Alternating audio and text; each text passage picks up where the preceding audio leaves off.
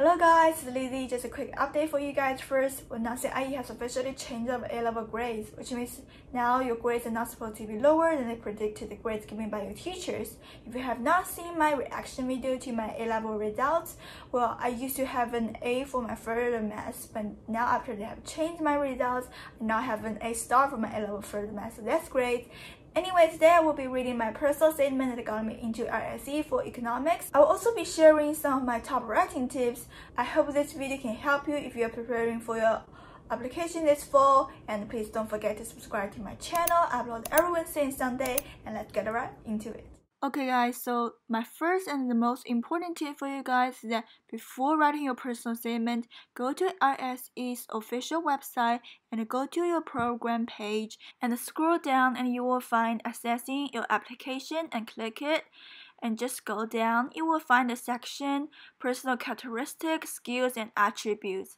Be sure to include those in your personal statement.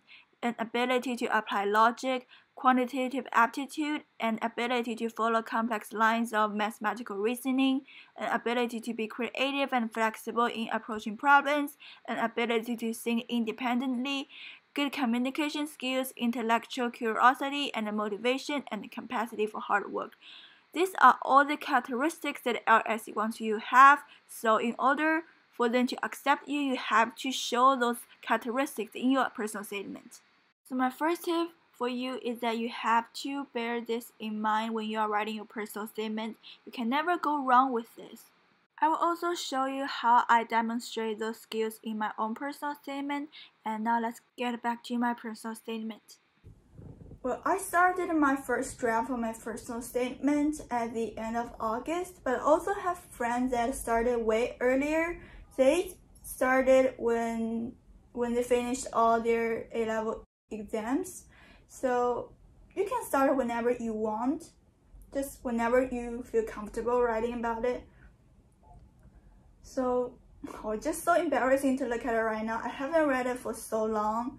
And just a quick summary of the first paragraph for you. For the first paragraph, I just talk about how I got interested in economics and how my interests grow. So I will start reading the first paragraph. Frequent visits to Hong Kong since childhood enabled me to witness the huge difference in economic growth between my hometown Hangzhou and that vibrant city. While I adored the prosperity of capitalism, I wondered why the implementation of two distinct systems in different regions of one country could create such variance. This question sparked my interest in economics. Completing IGCSE economics has allowed me to discover the characteristics of the market and the mixed economy, understanding how government interventions impact various stakeholders. By taking a summer internship at the Zhejiang Provincial Microeconomic Research Institute and doing further readings, I have realized the crucial role the government has played in developing Hangzhou. Recognizing the burdens of Keynes to suggest government intervention under the dominance of capitalism in response to the Great Depression. Okay, so for the first paragraph, I just directly tell them I got interested in economics because I noticed the different economic states between mainland China and Hong Kong. And I also tell them after I find out about my interests, I also do further readings, and I also got an internship at a research institute to get to know about government intervention in mainland China. And I also introduce the name Keynes there so that they know that I have a good knowledge about the economists and what they are famous for. So I mentioned Keynes and the Great Depression at the same time. Basically, you have to tell them that you really want to learn this subject, you have a great passion. If you want to get an offer, you have to show your passion for this subject in your personal statement. For the second paragraph, then I couldn't wait to explore the implications of other policies. In my Royal Economic Society competition essay, I drew a cost-benefit analysis to argue that a carbon tax as a short-term policy is insufficient to solve climate change, and investment in new technologies is required to ease global warming in the long run. With some ideas inspired by Intermediate Microeconomics by H. Varian and Making Globalization Work by Joseph Stiglitz, from the readings I perceived the government's intention behind initiating carbon tax and discovered how carbon pricing failed due to lobbying and difficulty in shadow pricing. Such experience has provided me with opportunities to explore new areas in economics, as well as motivating me to read even more widely and use critical thinking when making analysis.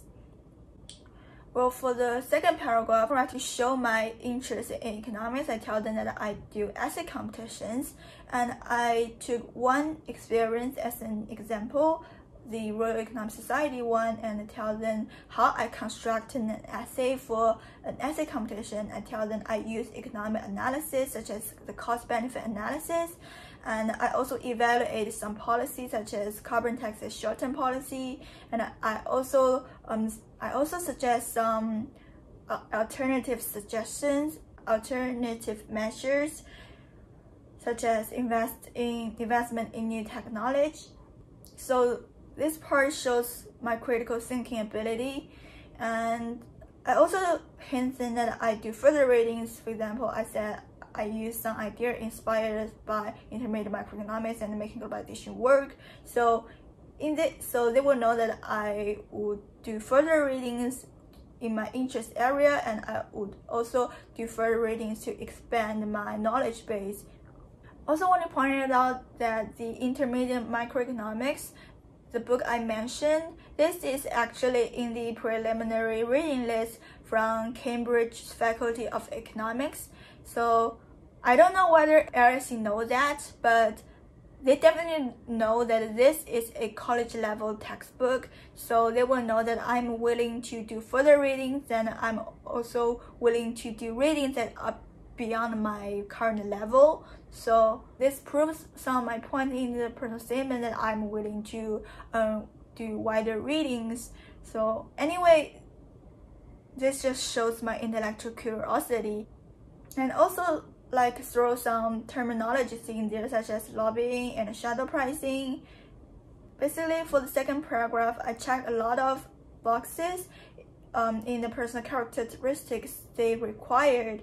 For example, in this paragraph, I showed my ability to apply logic and the ability to be creative and flexible in approaching problems, and the ability to think independently, and I have the intellectual curiosity and motivation and capacity for hard work.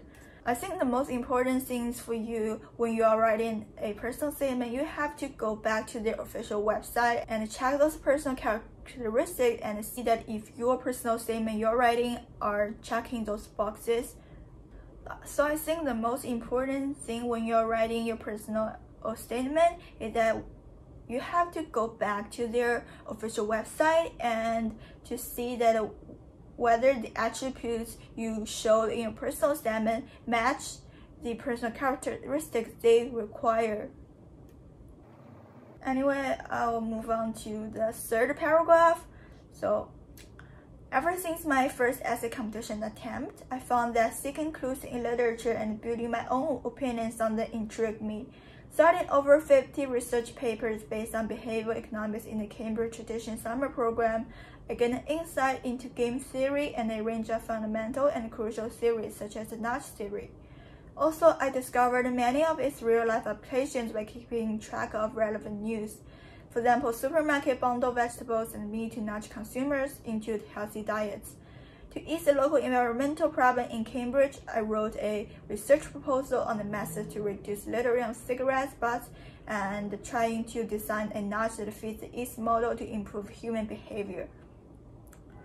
Well, in this paragraph, I just dig deeper into my economic interests and tell them that I am open to new areas of economics such as game theory and behavioral economics, and I'm also willing to do more readings. For example, I said that I studied over 50 research papers, and I also threw some terminology in there to show them that I know those theories. For example, the nudge theory and also the EAST model. I think the most important thing is that I also tell them that I know the real-life applications of economics, and I do that by tracking news.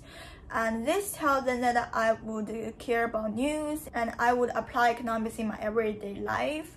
And this shows my passion for economics. Okay guys, so this is the part 1 of the video. I don't want this video to be too long, so I will cut it there. And the part 2 of the video will be uploaded really soon.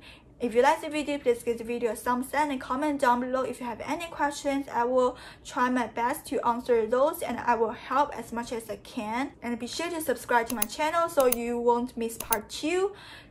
And I will see you soon. Bye guys!